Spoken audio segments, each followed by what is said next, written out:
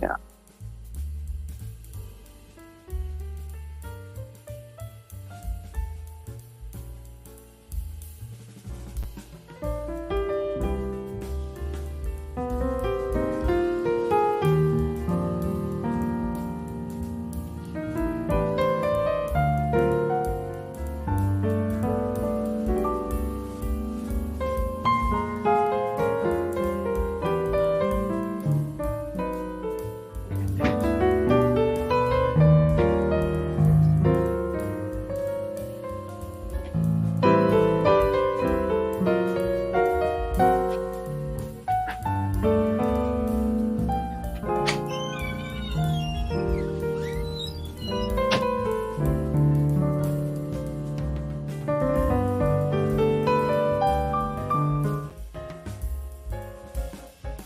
Hey, good evening, everyone. Welcome to Let's Talk Too. Tonight we have a great show planned for you tonight. Just a discussion on some things that we like. Some people that we need to honor. We need to always give people their flowers, whether they're living or not living. And we need to always speak about these great women who weren't seen or known as twerkers or, you know, basically agents of chaos or didn't cause anything, what they brought to the black family and the progress of black American people. Good evening, Dr. Short. Good evening. And my brother, I feel like a fool. There are two more people I would have told you to put on this flyer. And I Well, must say their names. One of them is still with us, and their name has to be said. And that's Mother Pam Africa of Philadelphia. okay. I love Pam Africa, a friend of many years, one of the survivors of MOVE, Mother Pam Africa. That's on the super radical side, but God bless Pam Africa, a wonderful person, a fighter, real good people. And the other one, who God, how did I forget, is my main lady. Oh, my auntie, Mother Kalia Clark. Okay. You can look them up.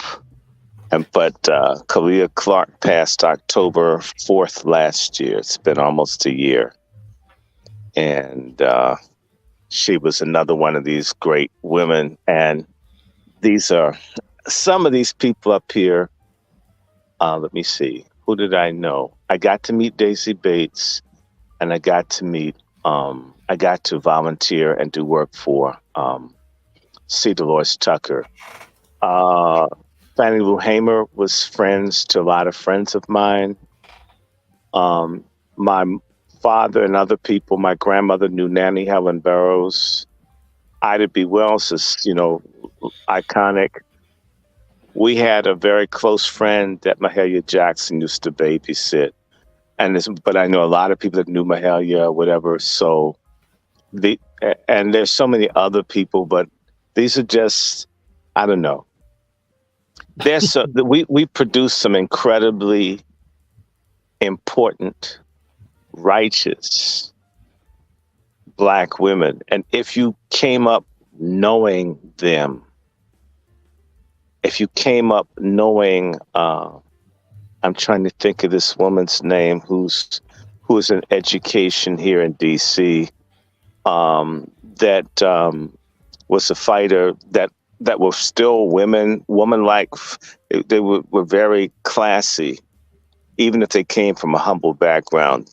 These were the real thing. I mean, if you came up and you knew them, I mean, I can think of many, many others from all walks of life.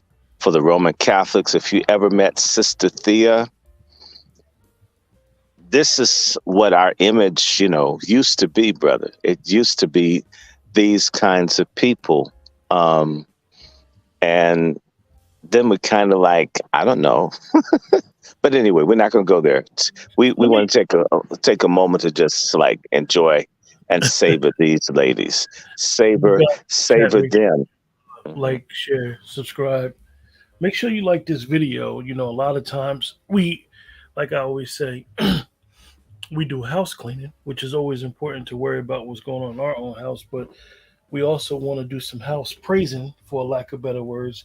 And like I said, give people their flowers and realize that we do what we do off of these women's backs.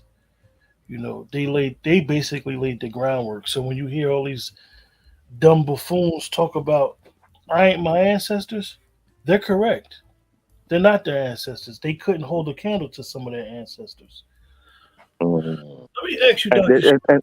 and did you hear about the three people shot and of course one of those died? And what's her name? Red, the one from St. Louis. Not offhand. It happened today. Slick Red, Fly Red within yes. They were shooting a video and two people shot, one killed. Ooh. And she's the one that has her belly exposed like she's a young Oh, welfare mama. yeah. You know who I'm talking I've seen about. her around. She's despicable. Well, Dr. Short, Mm. I'm glad you brought that up. I know that you are, and most of us, we as Black Americans, Motown was a very, very integral part in our life Right. and what they did. Explain to everyone about Miss Maxine Powell. Miss Maxine Powell. Okay. Well, we'll do this real fast. We know that Motown started in the late 50s. You could basically, let's make it 1959, right? And within, almost immediately they began to have national hits, right? And that came out of course, Berry Gordy, who was a songwriter, was getting ripped off, not getting any money while producing, or I should say, creating million-selling records for, in particular, Jackie Wilson, who, by the way, is cousins to Levi Stubbs, the late lead singer for the Four Tops. So that whole family's talented. And by the way, Jody Watley is in the same family as Levi Stubbs and Jackie Wilson. I think I brought that a little more closer to people. For those who can't relate to the Four Tops of Jackie Wilson, maybe they remember Jody Watley. But anyway, Berry Gordy forms a record company.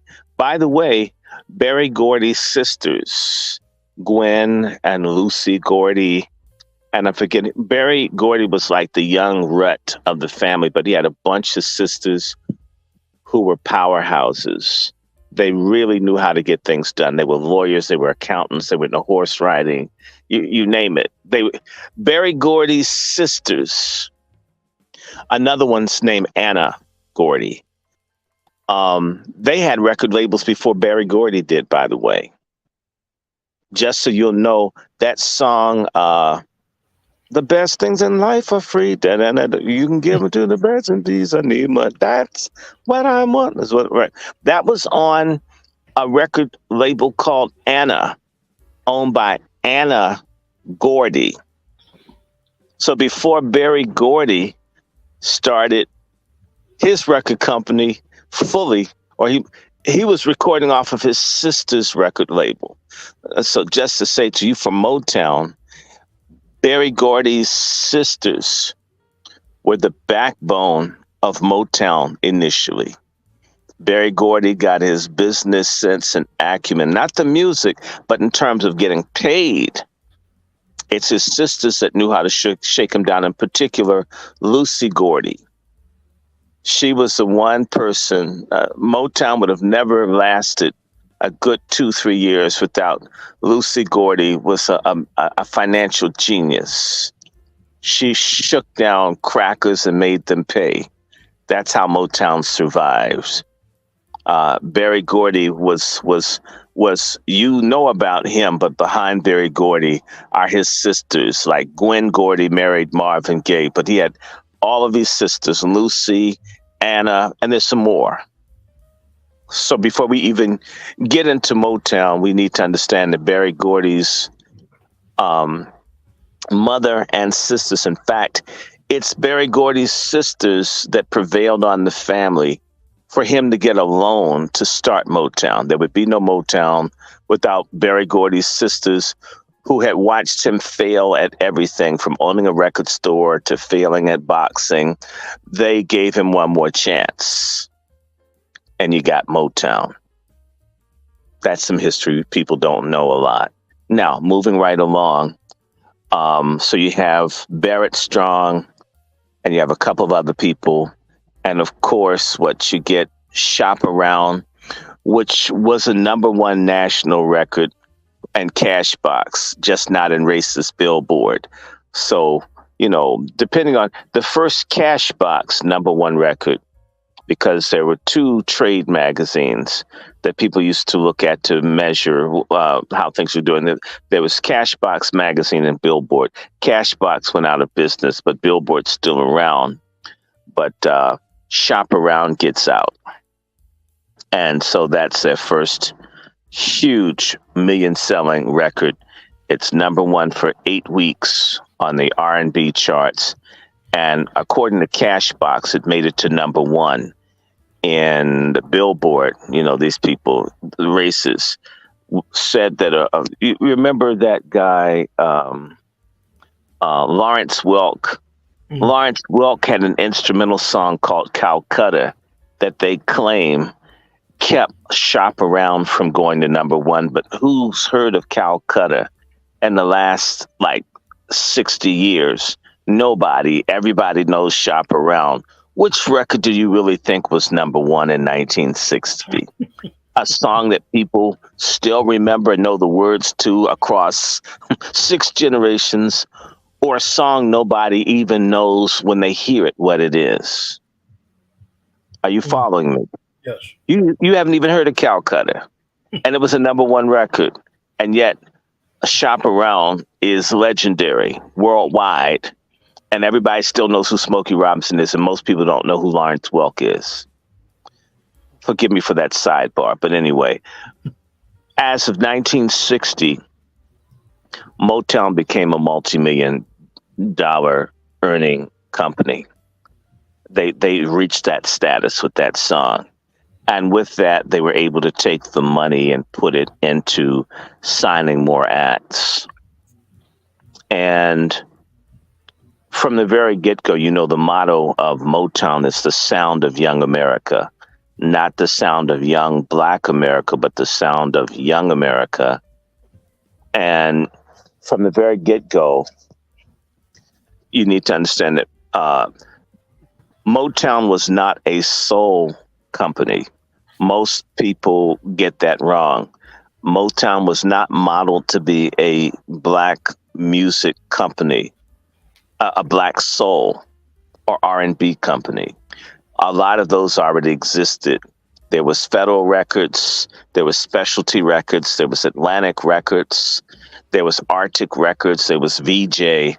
You had R&B labels in abundance in America that were R&B or blues, or I left out Chess Records, my God.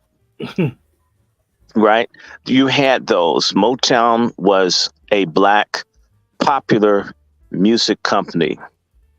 That's what most people need to understand. They were not targeting solely a Black audience. They were targeting to win in popular music, period. And the motto was music with Black stars, not Black singing music. Okay. Now, having said that, I'm just giving the background. Now, when you have that aspiration to be a pop company, your goal isn't, your end goal is not the Chitlin circuit. Your goal is Vegas, the Copacabana, right? You want to do Coconut Grove. You want to do stuff on Miami Beach. You want to go to the places where you generate large amounts of money, because your money is typically made through, if it's not through the direct sales of records, it's bookings and so forth, right? I'm talking about what everybody knows, but I just want to go somewhere. Now, look, you get another million-selling record by the Marvelettes, Please Mr. Postman, and you're beginning to get this company that is taking off. People are noticing it, right? And one of the things that happen is that television truly becomes almost one that's in everyone's home. And the way that you promote your records, one of the ways is that you do the variety shows, right? Milton Berle, Ed Sullivan, and other such shows. Red Skelton, the Dean Martin. Lots of people had these shows that you would go on, Merv Griffin, and so forth. This is how you present your records to get a mass audience. But there's a problem. You're selling more and more records. In fact, some of your records are crossing over, and you're performing. And Motown begins to do, in 1962, the Motortown Review, where you get on a bus and you go all over the country, in particular in the South. And in key places, you do the Fox Theater, and I think in Philadelphia, if I'm right, you're doing one there's a big one in Chicago, I'm forgetting the name. There's also the Apollo. There is also the Howard Theater in Washington, D.C. Baltimore had its theater over off of Pennsylvania Avenue. But when they're on their first tour, they filmed it and they copied it. And of course, Motown's, they were really serious about that. The people weren't too pleased, although it made its money. A lot of people saying, we're getting these kids from the projects and they can sing. They've got raw talent and all of that. But you know what? To go where you want to go, you're not going to be able to have this in front of the big paying venues. Or another way for saying, if you want to have your folks perform in the white venues that have more capacity, if you've ever been in the Apollo or been in the Howard Theater, those places are not, they don't have 10,000 seats. They don't have that many people there. Those places may seat comfortably a few thousand, but not 10,000, not 15,000. If you understand. Now, you had the Met in Philadelphia, right, where people do gospel music. But ultimately, so one of the things that's recognized is that they need to polish up their acts, in particular if you're going to put them on television. And let's just be honest, literally up until about the 50s, black music was called race music, which meant it didn't get any love. In fact, a lot of you who are familiar with Michael Jackson and the Jacksons, if you've ever owned a physical record or CD, the record imprint that it's on is called Epic, EPIC, right? Epic. Mm-hmm. And Epic is a subsidiary of, or it's under the Sony umbrella. Okay, Epic in reality is a race label. Epic used to be called OK, OKEH, and they changed OK to Epic. So for Columbia and all that, they would not have you record on Columbia. Typically, you wouldn't have black artists on Columbia. There are very few black artists who are registered to Columbia, listed, because they consider Columbia to be the highest of that company then. Do you follow me? So what you would do is Mahalia Jackson, Johnny Mathis, they could sing on Columbia, but not Sly and the Family Stone, who recorded on Epic. Okay, they were same company but a different name. They don't want to put the no good black stuff with the good white stuff or the acceptable black stuff. Had to really be good to make it to Epic. And I'm just trying to say the whole business, it discriminated against black people by the perception that black people were dirty, were rude, crude, rough around the edges, and unappealing, nasty. I'm not saying this is true, but this is the stereotype. This is the realm in which Maxine Powell and others are having to figure out what to do. People need to understand that the Marvelettes pictures were not put on their albums. Black faces frightened off record buyers. So people would put cartoons or pictures, or may even put white people on a record album as to prevent people from refusing to purchase it or to object to the purchase. So one of Berry Gordy's people, I think it's his sisters and others, impressed upon Berry, we need to do something. We've got to fix up that girl that wears the perfume called Jungle Gardenia. Literally, there was a perfume called Jungle Gardenia, and it could light up the whole building. It was worn by none other than Diana Ross, who was a tomboy and very masculine in presentation. Many people don't know that, but if you get an opportunity, you can see a video on YouTube where the Supremes are at a French theater called Le Carre, Carre, and they do one of their songs, and Diana Ross, all right, man. I mean, and she's very hard. It's hard to believe that's the same one. That's just very aggressive. They got a couple of people. It was called International Talent Management. It was called ITMI, and I forget what it's International Talent Management something.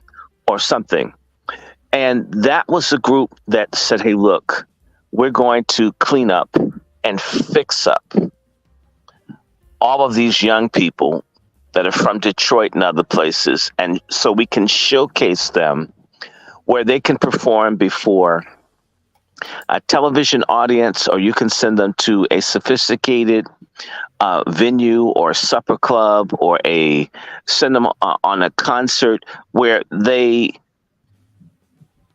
nobody can deny that these people are good.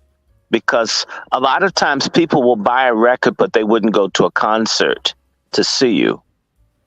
Right. And there's a lot of money if you know how to book things. If you have a good act that draws, that's part of the money in the business. Mm-hmm. In fact, the concert tours help fuel the sale of records and other things. So Maxine Powell had a charm school where she would teach people, male and female, how to eat, how to speak, how to dress, how to sit, how to present yourself as world-class men and women. In fact, Diana Ross was such a hard case until Berry Gordy had someone even above Mrs. Powell to work with Diana Ross for months to train her out of her project ways. People need to remember that all of these families that a lot of these people came from were struggling families. These were not wealthy black families where people could afford all of that. These folks came from average families, sometimes where you didn't have the kind of training, and it may seem foreign to certain people, but I remember being in junior high school. And we, in our French class, went to a French restaurant on Wisconsin Avenue here in D.C. And there were people tripping off the fact that I was eating with a knife and fork. In fact, certain people accused me of being arrogant and trying to show off. These are Black people. I'm still shocked. I mean, I wasn't trying to be special or look down on anyone, as you know, but some, not everybody has books in their homes. Not everybody has silverware or china in their homes. Not everybody. Not everybody gets the newspaper. A lot of people don't. We can't assume what you have in your household everybody else has. You can't assume that everybody reads, or that, right? Some people, you'd have to go to their house to see, have you ever been to someone's house? They had no furniture, they had no couch, whatever. Some people don't have, they're not exposed. You can't afford that if you're trying to move millions of records, if you're trying to get on national television. And in fact, you'll find that the success of Motown had a lot to do with Maxine Powell and the others. And not just Maxine Powell, but we need to mention that Charlie Atkins, and there were also vocal coaches and other people that really worked with the young people, but in particular, Maxine Powell. And so you won't see any clips on television of Motown acts until 65. Remember, the company starts in 59. You won't see many video images of them until 64. Sit down and think about that. You won't see. Mary Wells had a string of top 10 records. There's not a lot of television exposure for Mary Wells. There's not a lot of video when you sit down and think about it. Not prior to 64.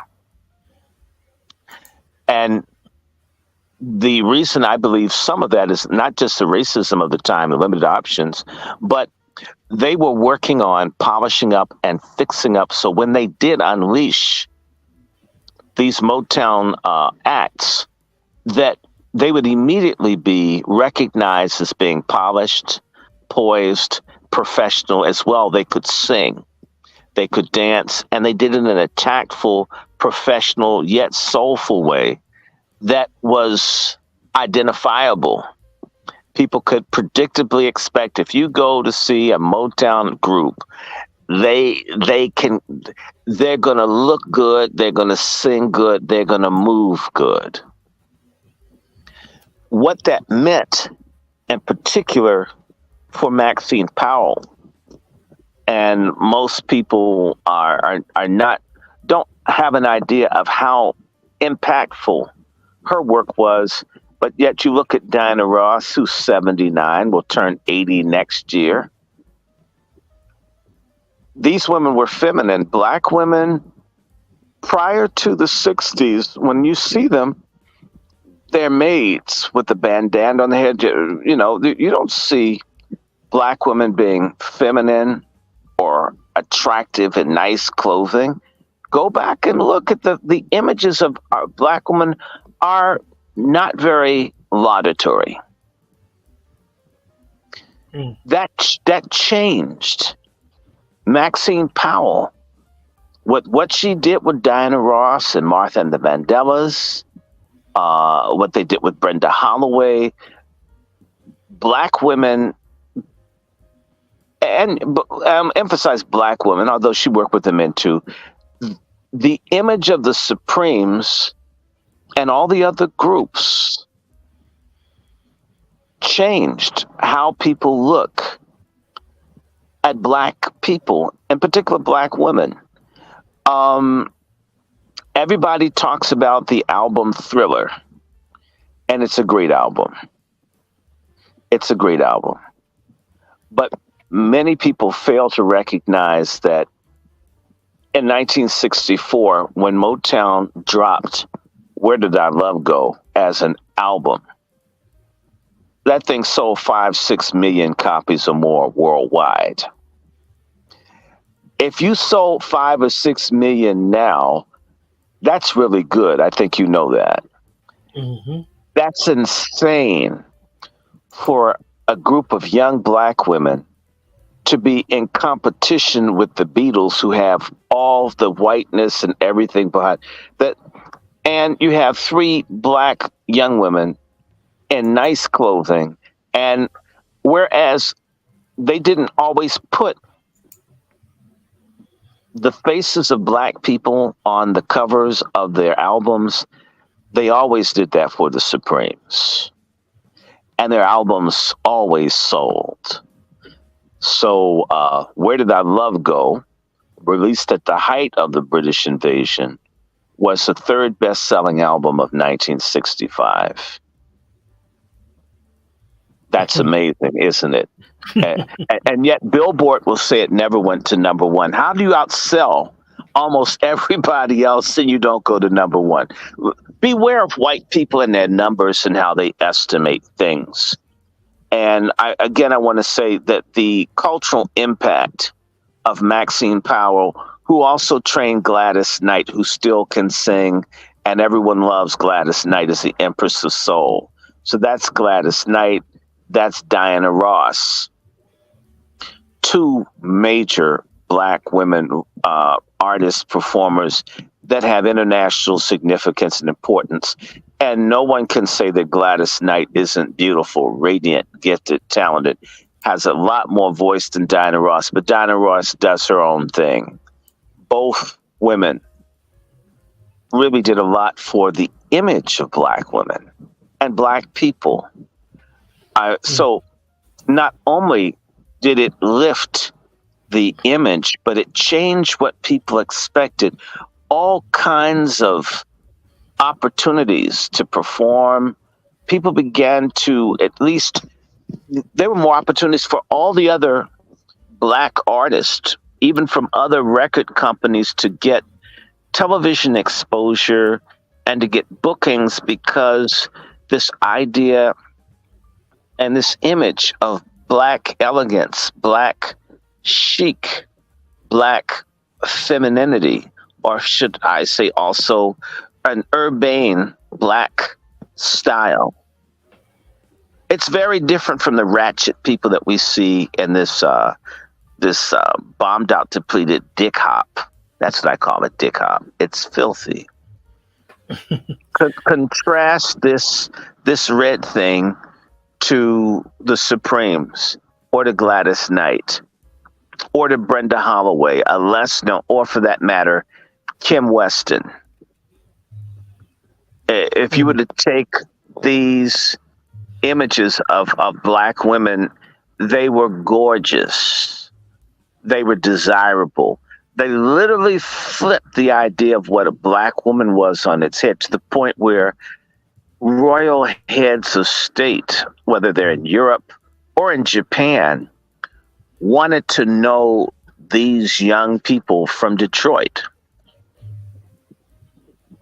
At the height of civil rights discrimination and so forth, these images made it very difficult for certain people to justify stereotyping and dismissing. Can you imagine how you carry yourself, how you present yourself, even when someone's a bigoted monster? Someone's going to say, I really like the way that these people look. I know I'm not supposed to like them. I mean, that's part of what happened in the music business and the record, that white children were told they couldn't have black music. They liked it so much they would have it hidden in the house. Same way people hide weed and they hide their pipes and all they're going to do. People had this stuff because they couldn't ignore it. And to this day, this image of black urban sophistication, both masculine and feminine, has made an impact. When you see the K-pop and you see all these Backstreet Boys, all of these people are imitating this glamour, this image created by Maxine Powell, Charlie Atkins, and the other people at the Motown Hit Factory.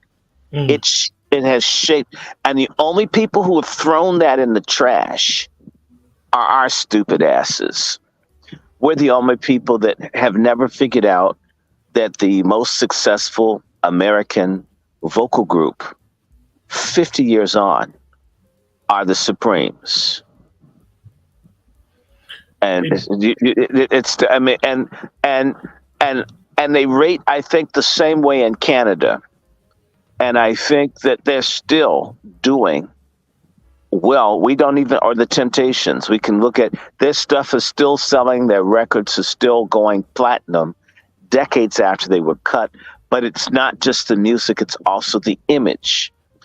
They're well dressed, they know how to speak, they know how to walk. All of this is important. If you look around in our communities, you see how the way people walk. It's abysmal the way people carry or present themselves. It is the opposite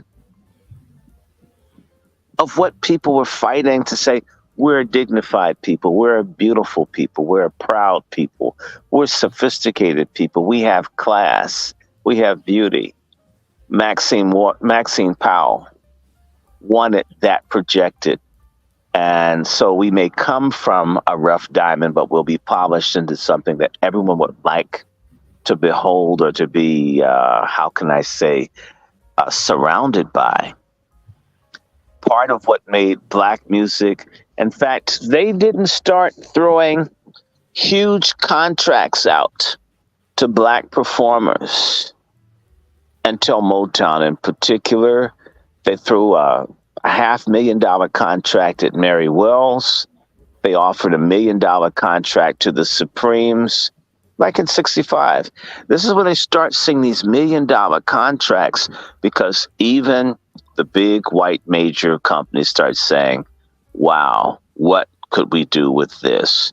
In fact, one of the first people to get one of those big $1 million contracts was Sly and the Family Stone, which recorded with Epic to compete with Motown. These folks made a niche. Maxine Powell and these other folks, of Charlie Atkins and others, coaching, along with the Funk Brothers and the producers like Norman Whitfield and Barrett Strong, who just passed not too long ago, and Holland Dozier Holland and Smokey Robinson and Ronnie White and all the others who were making the music behind them. But it's this image. So when you think of Motown, in fact, there's another person, Suzanne DePass, who carried on what Maxine Powell did, but she did it with the Jackson 5. So when you see the early Jackson 5 things, someone groomed and prepared them for national television, to do the tours, to look how to hold a microphone. And Suzanne DePass is still alive. Phenomenal lady. And of course, work with a lot of people. A lot of what we feel good about, that's someone's work. And a lot of times it's a Black woman with the eye for the beautiful, to bring a sparkle or to shine or to make something special.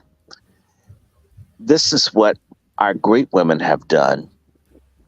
Likewise, akin to Maxine Powell, right next to her is Nannie Helen Burroughs, born in 1879, if I'm correct, in Virginia. And she moved to Washington, D.C.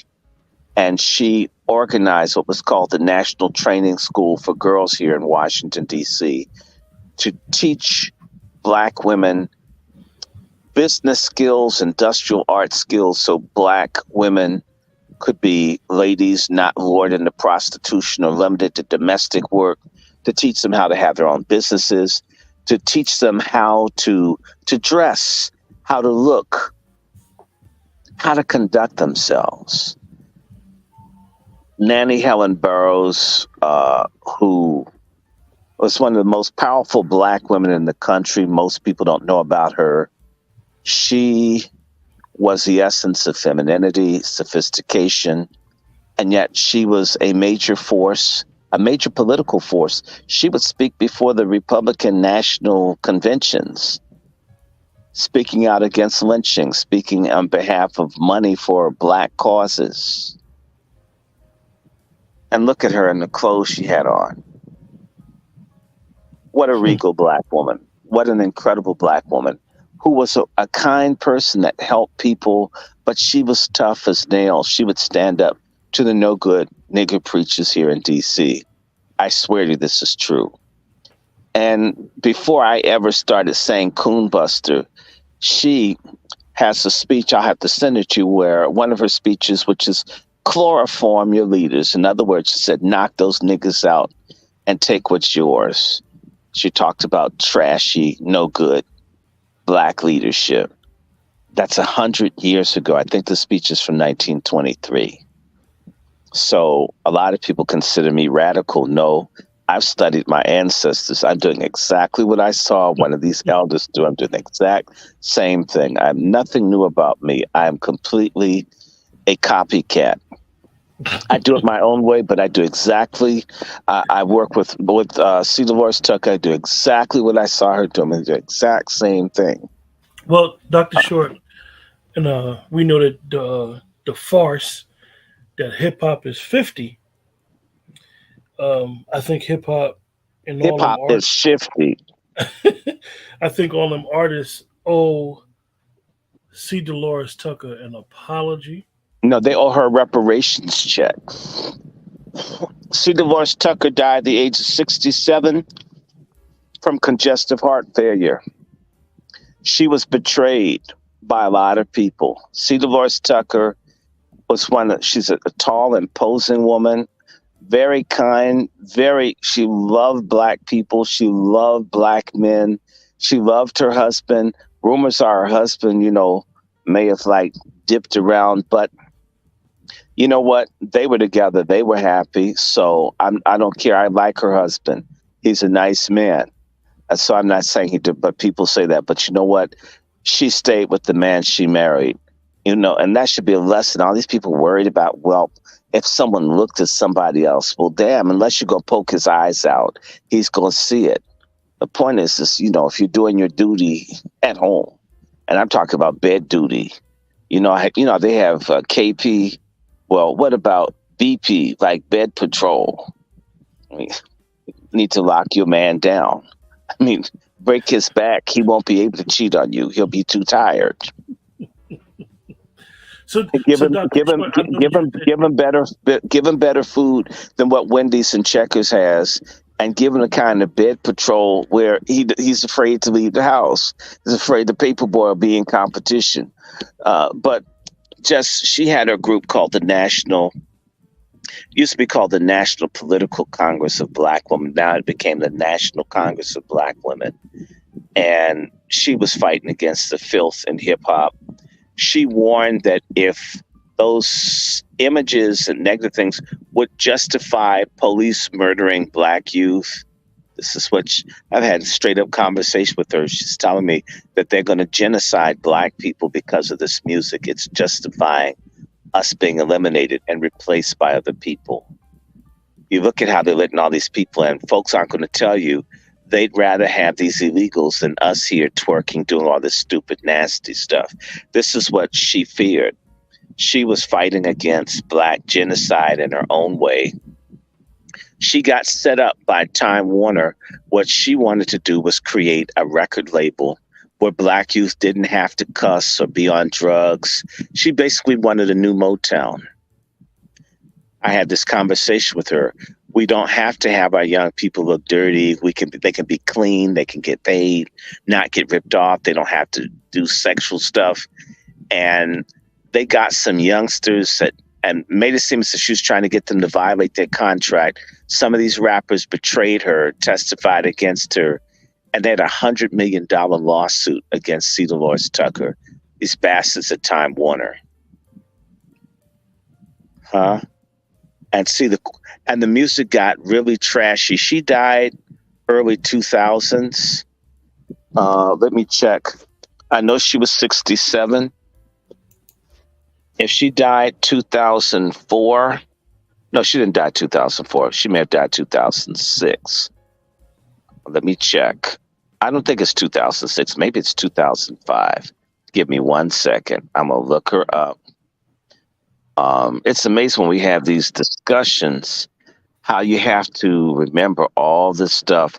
Yeah, she died 2005. Right, because she couldn't have died 2004. But she's a phenomenal person. She always spoke up for Black people. She was a strong Black woman that loved Black people, Black men, Black children, Black women, not the kind that only like Black women and don't like Black children or Black men. She wasn't like that. From the moment that I met her until she, was sick, I wasn't in touch with her. Anything you asked her for, she'd do for you. If there was something, she'd call up and say, Q, Malcolm X's Betty Shabazz is coming here. I want you to escort her. Mrs. King is coming. I want you to meet Rosa Parks. I want you to do this. Do you know any other young men that want to do something on Capitol Hill? Do you know anyone looking for a job? Tell them to call me. She's so different from these fake ass Black leaders. When I think about her, I almost cry. I just don't like any of these people now, because I've seen people who were real Black women, and she didn't put up with any crap where women get messed over. If they were mistreating Black women anywhere in the country, messing over Black girls or Black kids, she'd be in your ass. Really. I know what it's like. I've been in her office. She's in the Watergate. I feel like talking to the president. It's midnight. He'll take the call. And call him. Wake up. She was a baller. When that Kimba Smith was in jail, the girl that was used by her pusher boyfriend, she threatened Bill Clinton. Because my friend Dorothy Gaines had been in jail 6.5 years for a crime she didn't commit.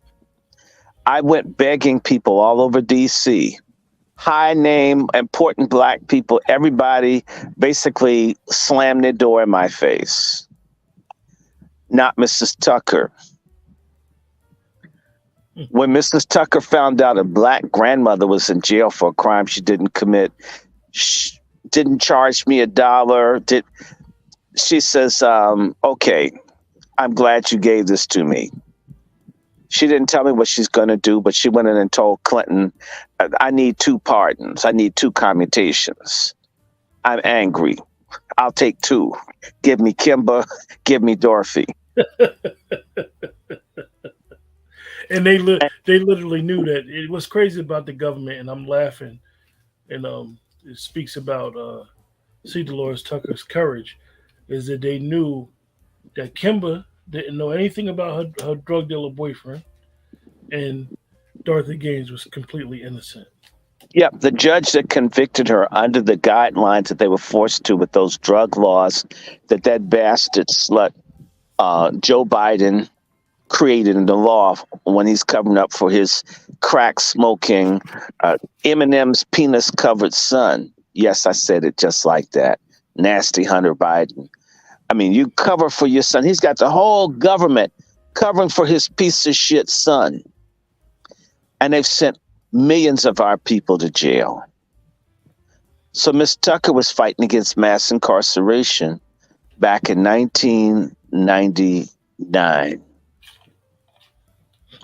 I know because I work with her. Wow. Imagine. And I'm serious. Friendly, helpful. She didn't work with, you didn't felt like you would talk. A lot of Black women talk to you like you're 5 years old. I think I told you about someone that's talking to me like I'm 5, and I'm the one with the PhD. They're trying to get one. I'm trying to figure out what that's about. And anyway, I'm not going to fight with them, just fine. Always spoke to you like you were a man, always encouraged you. I was trying to go to South Africa for the World Conference Against Racism. needed money. Mrs. Tucker said, just send me a letter. And she had a idiot lady who was working for her. I must say her name. Her name is Brooks. Oh, no, Battle, Dr. Battle. Dr. Battle, you're full of shit. I said it. Dr. Battle was cock blocking. But because I knew where Miss Tucker lived, I simply took my letter up to her house, to the apartment building. She lived in the Rittenhouse, and left it in her mailbox. And she gave me like $1,000.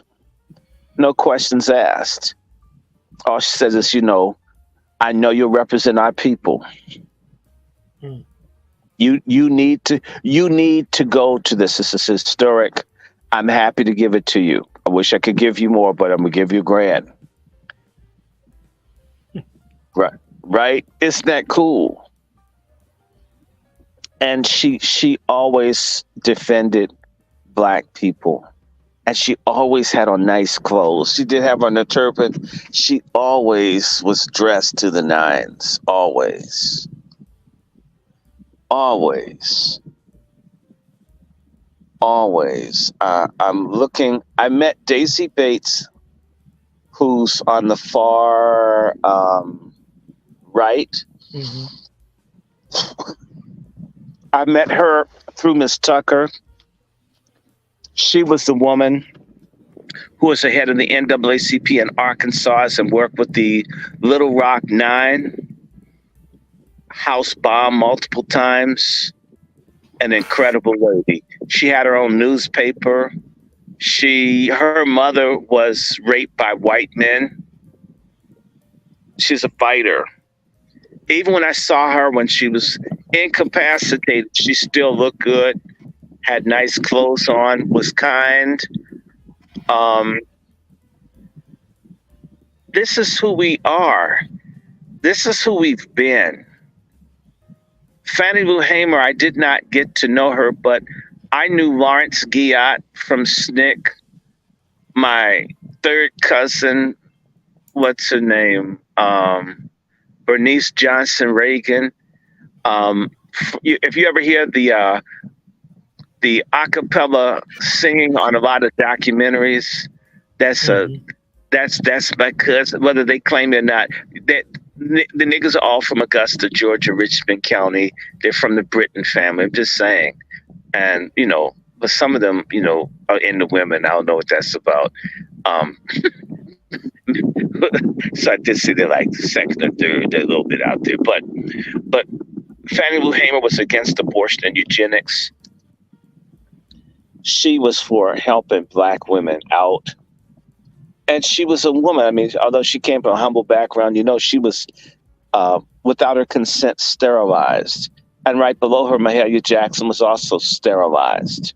Talk to me about her. I know you mentioned to me about her and how she used to basically bust Elvis up. It's not so much that Mahalia bust Elvis out. Mahalia Jackson, first and foremost, was a good human being, a great human being, a great singer. She took black music all over the world. And on top of that, she was a committed person that gave all kinds of money to civil rights causes. She didn't have any children of her own, but to this day, I think there's some scholarship fund, always taking care of people, always fighting against injustice, always. And but she was friends to Elvis Presley. The point I was making, when Elvis Presley died in August of 1977, Elvis had $4 million. Mahalia Jackson, who did not sing rock music and did not perform in Las Vegas if they served alcohol. So Mahalia Jackson turned down tens of millions of dollars based on her belief in God. If you served alcohol and is smoking, I'm not going. Okay. I don't care. You can't pay me. I believe in God. I hate liquor. I won't do it. And I want to say that for all the little fake people in gospel now who don't live anything that are getting their butts blown out and doing all this other stuff, you're not really singing gospel. You're singing church pop, popular music for church people. You're not singing God's music. To sing God's music, you have to live a godly lifestyle. It goes together. It's not separate. Mahalia Jackson died with at least $6 million, and she died in 71 or so. I think she died 72. She died 72. So Mahalia Jackson died 5 years earlier than Elvis Presley. I'm certain didn't sell anywhere near as many records as Elvis Presley, but had more money than him. She did a lot better. Elvis had way. I mean, Elvis had lots of. Elvis wasted money. Mahalia Jackson was a monster, and to this day, when Jesse Jackson and them, their Push building, which was ripped off from Mahalia Jackson, I won't get into that. But even People United to Save Humanity, if they're really doing that, their building was a building that Mahalia Jackson had, where she wanted to do something to help young Black people. And she had congestive heart failure. She died, but she left trying to do something for other people. And Mahalia, of course, supported Martin Luther King. She supported a lot, always trying to do something to help other people. Was a very good sister. And so it's proof that you can be big and be cool. Back in the day, Black women that were big were kind. Now they're big and they're mean. Remember, we used to think of fat people as jolly. Not anymore. These ratchet broads have made, now fat people, some of the meanest people out there, some of the most insistent. Mahalia was one of those nice big old girls. You could love her because you could look past the girth and just see how much she loved God, and she loved people, and she loved children. And right next to Mahalia Jackson, the great Ida B. Wells, who fought against lynching, and is one of the mothers of the Black freedom movement. All in her soul, her and Fannie Lou Hamer, uncompromised Black women. And by the way, they loved their brothers. They weren't feminist. Fannie Lou Hamer came to Congress to fight with feminists. Ida B. Wells would trash white women for letting Black men get lynched for their false accusations. She's an awesome woman, one of the founders of the Niagara movement and all of that. She has all these books, The Red Record, Mob Rule in New Orleans. She's one of the finest journalists, and she was classy, nice looking, nice chocolate lady, good person. She cared about people. She stood up when they had the genocide of Blacks in Arkansas, in Helena, Arkansas, to get about 30 Black men off of death row. She's not like the women of today. Well, they must have done something. It's interesting that they didn't even check out Brick Girl to get behind her. She got 35,000 racks off these jokers. 43,000. Wow. And Ida B. Wells stood up against the terror against Black people, and she was an advocate for Black women. You can too be a woman, be for women's empowerment, and also be for Black men too. It's a goddamn lie that you can only advocate for women. I think that's insane that, you get a Black woman elected and she only talks about women. A white woman wouldn't be caught dead doing that. Dr. Short, one of the brothers in the chat, said the title of the show should have been The Anti-Black Girl Tragic. Yeah. Well, I'm saying we have these women that are incredible. I left out my auntie, Mother Kalia Clark. Mother Kalia Clark, she was one of the people that was She was holding up Medgar Evers when they were getting death threats every day. They had a list of all the black people that were leaders in Mississippi that they were going to kill. They had 10 people, and they killed them one at a time in order, in case you didn't know that. And she was still supporting him. She was assistant to Medgar Evers. In fact, in one of our conversations, she was talking about the letter that Medgar Evers received where the NAACP refused to give bodyguard funds of support. The NAACP basically signed Medgar Evers' death warrant. The National Association of Coon People. What Dr. Short just said is a known fact. It's on record. They refused. And not only that, before Medgar Evers was killed, Robert Williams of North Carolina, if I'm correct, of Henderson, North Carolina, got kicked out of the NAACP for saying that black people had the right to defend themselves. You're in a place where people are driving, doing a lot of folks. Y'all not Southerners. Y'all don't know what it means. I'm not quite old enough, but I'm close enough to it.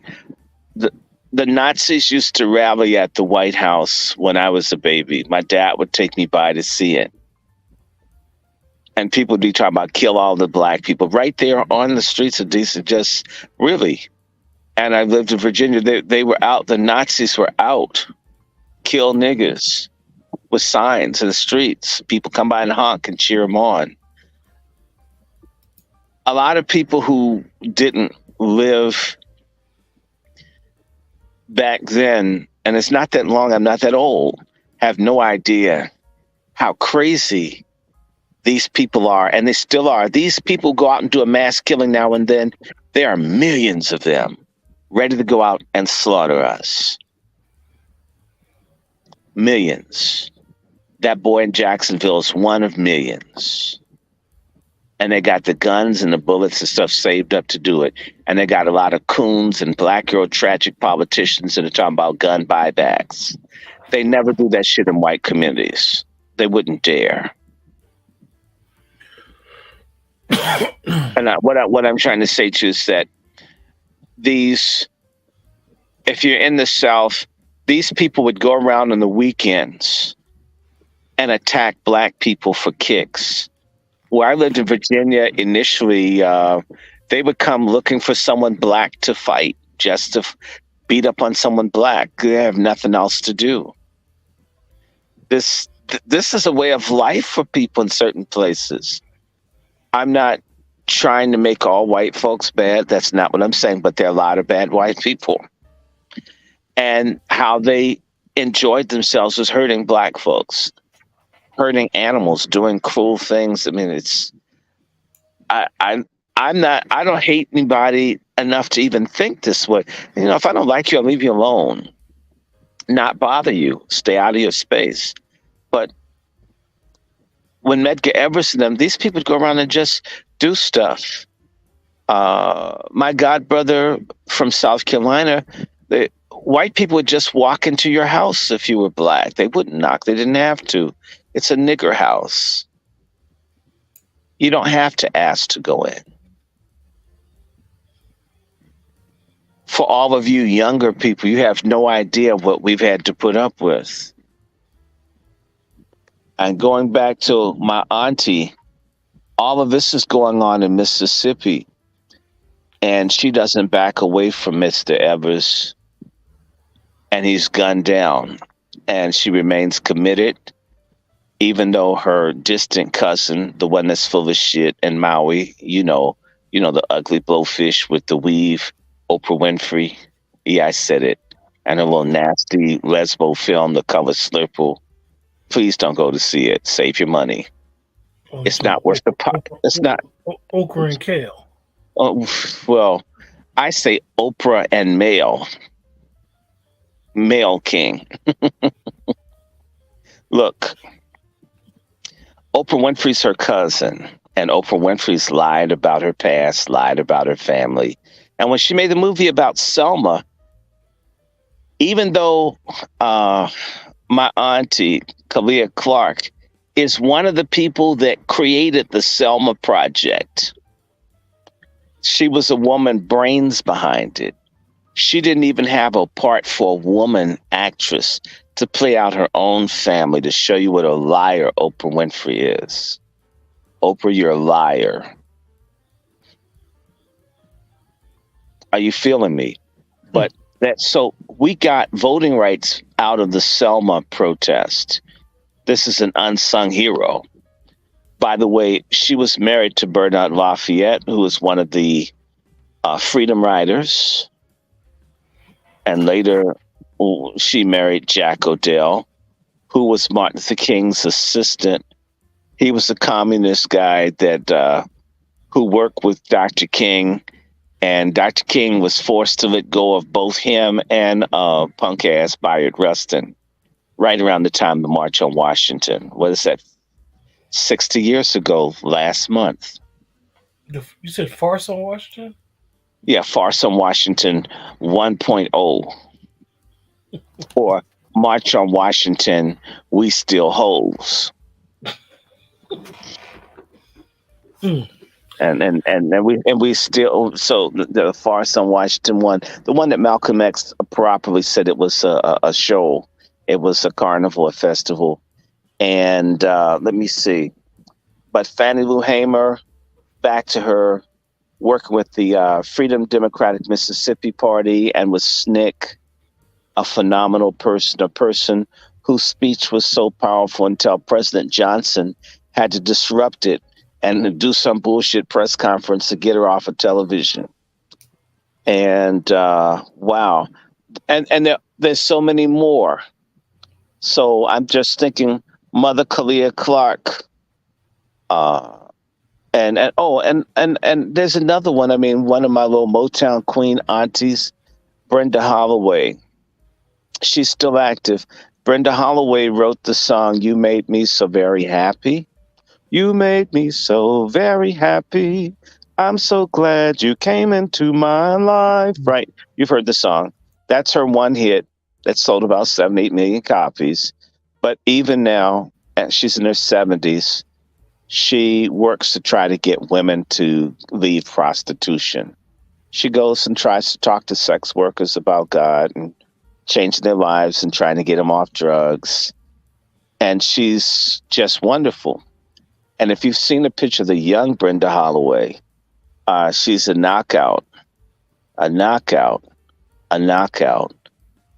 elegant, kind, wonderful.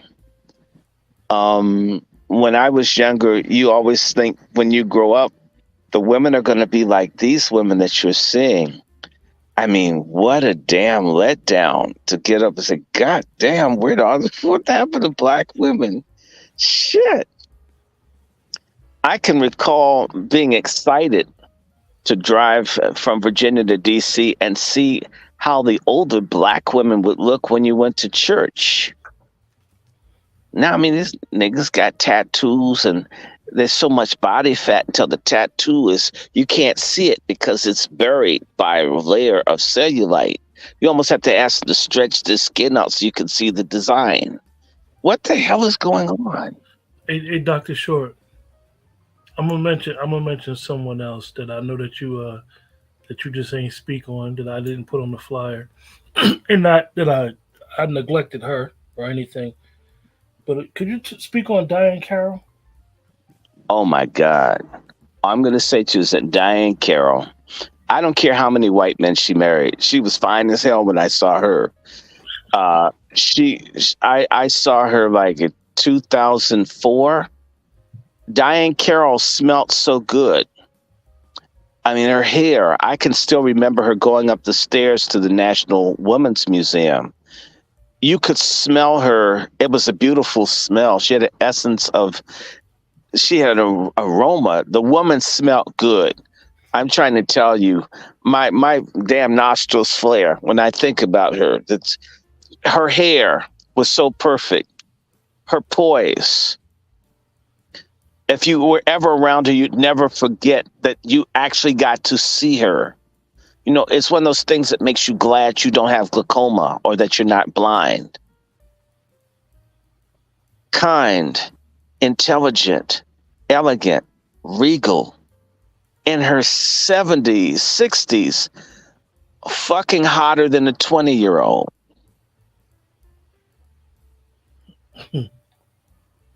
And yes, she was in shape. The last image I have of her is her behind, looking at me as she's going into the door of the private party room. I mean, and she had a nice shape body. She had kept herself up.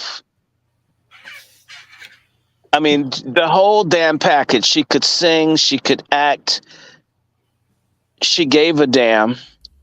And you know, there are probably people getting a hard on looking at her in the casket. Mom, could you take her out for a minute? I mean, she was gorgeous. We had these kinds of Black women, and I could say another one that I met that was wonderful and very encouraging.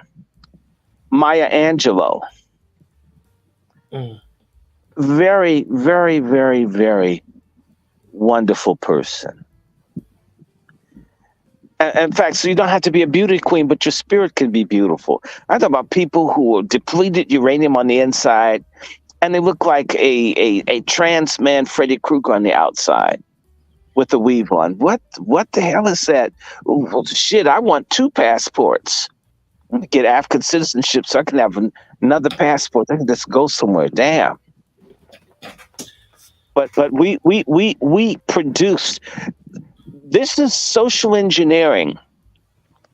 It is social engineering for them to make us repel one another so we don't make Black babies.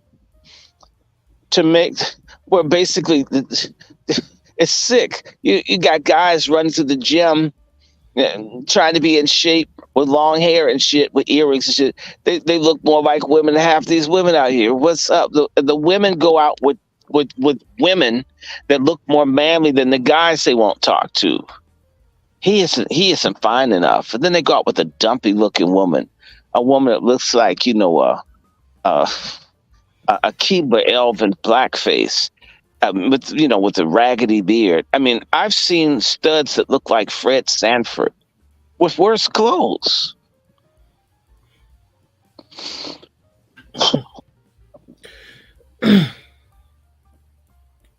So we just wanted to give a shout out, give some flowers to some of the women that have gone. Yeah, look, for the great Black women, they're out there, but we're calling out to all the good Black women to have a revolution against the ratchet sluts. It's time for a gender regime change. I want to see less ratchet broads. I want to see the Diane Carroll remix. We want feminism out of the Black race. We can't coexist with feminism.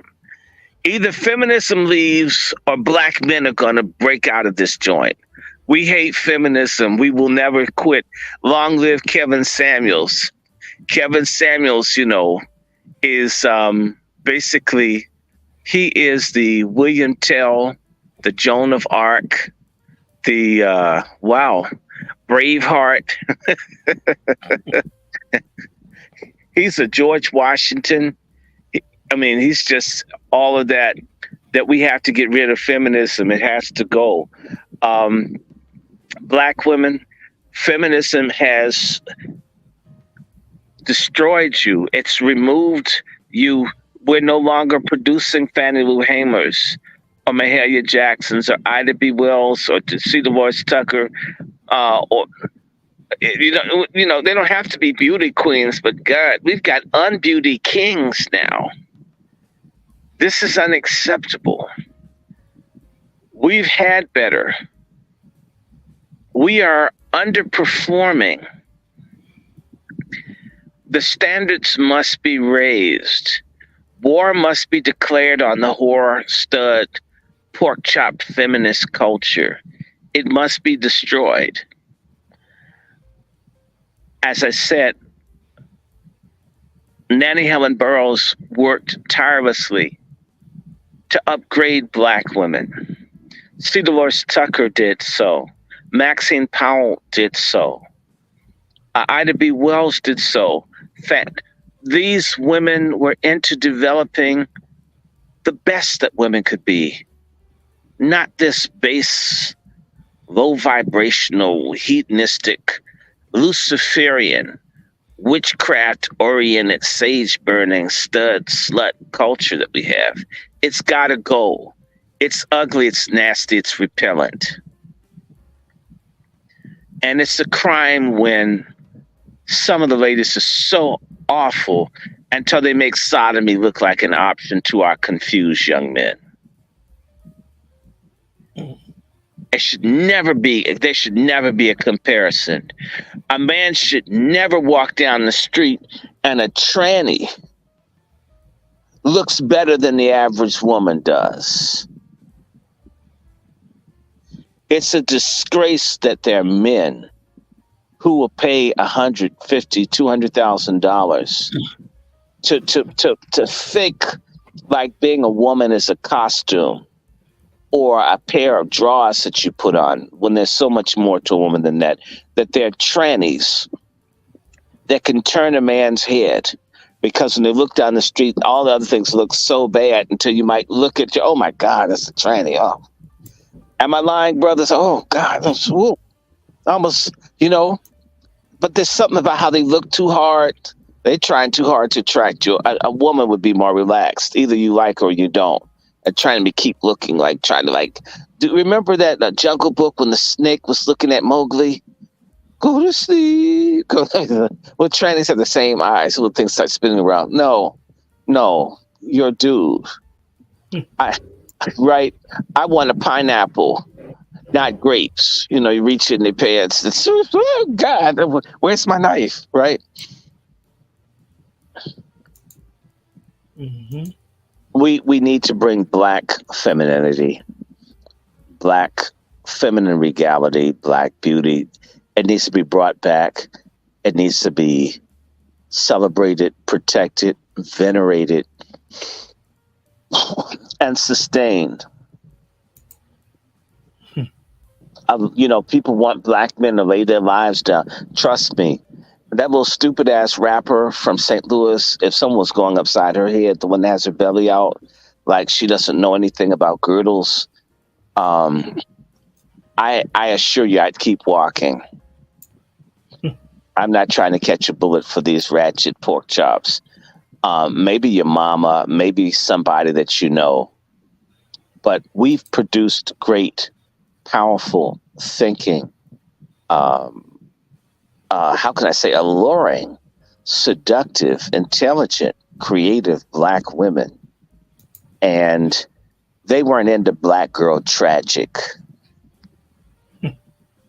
I'm going to stop there, but I want to say a shout out to all of the great Black women and all the Wazis, the young sisters with natural hair that don't look like beavers that have had a process.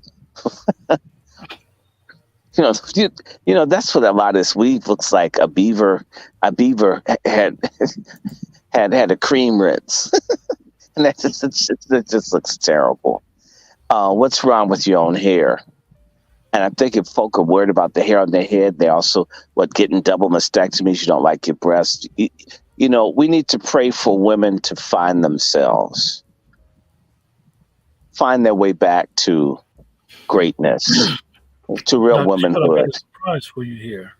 Yes, sir. I know you how you feel about surprises, but look at this picture. Yes, Julia.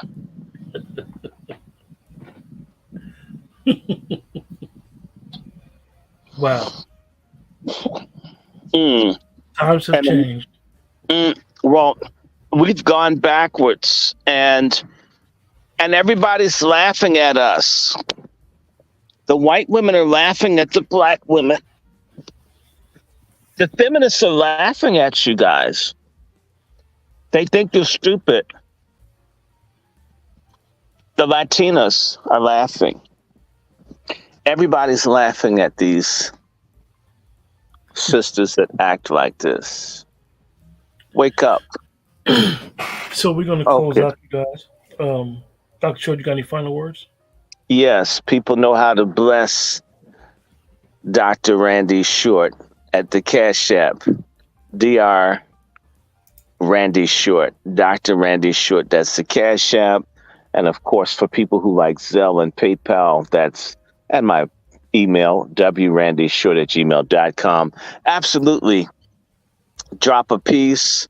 I want to let you know, brother, and I'm going to give you a number. I'm hoping that I should have this webpage for the Angry Black Men's Book Club, a webpage to be up, which will be featuring these interviews that we've done on the Angry Black Men's Book Club page. And I would say by next week, we'll be doing our programming and you'll be welcome. Angry Black Men's Book Club, which is, it's on YouTube, Angry Black Men's Book Club. That's my YouTube channel. And we will have a webpage announced. All of that will be there. And I look forward to working more with you, Brother Dome, a.k.a. Brother Q. And of course, we need your support. Please like this show. Hit the like button, hit the like. It just pretend that it's, you're touching yourself and hit like. But just don't do it twice because the like will come off. So touch yourself and put a like, and then share this. This channel, I want to thank all of you, is at over 780 subscribers. We need 220 more to put this at an even 1,000. We need to have him, and it's going to Zoom once we start collaborating. I guess we'll be with, the Let's Talk Network. We'll be working with Angry Black Men, and absolutely, yes. Again, you know how to donate to the brother here. It's Talk. What is it? It's is it Let's Talk? Right. Tell them again. Talk 5600. You guys in the chat, appreciate you guys. Appreciate your support. Remember to like, share, subscribe. Like Dr. Short said, once Angry Black Club gets up and running, definitely with his website, the videos will be embedded in the website, and the purpose of that is to always be able to own your intellectual property in case something happens. We don't own these platforms. However, if a video is on the website, it's there forever. I personally, what I do is I actually download every video we do to my hard drive because we need to own our intellectual property. So with that, remember to like, share, subscribe. Until next time, you guys take care. And remember to share, and like.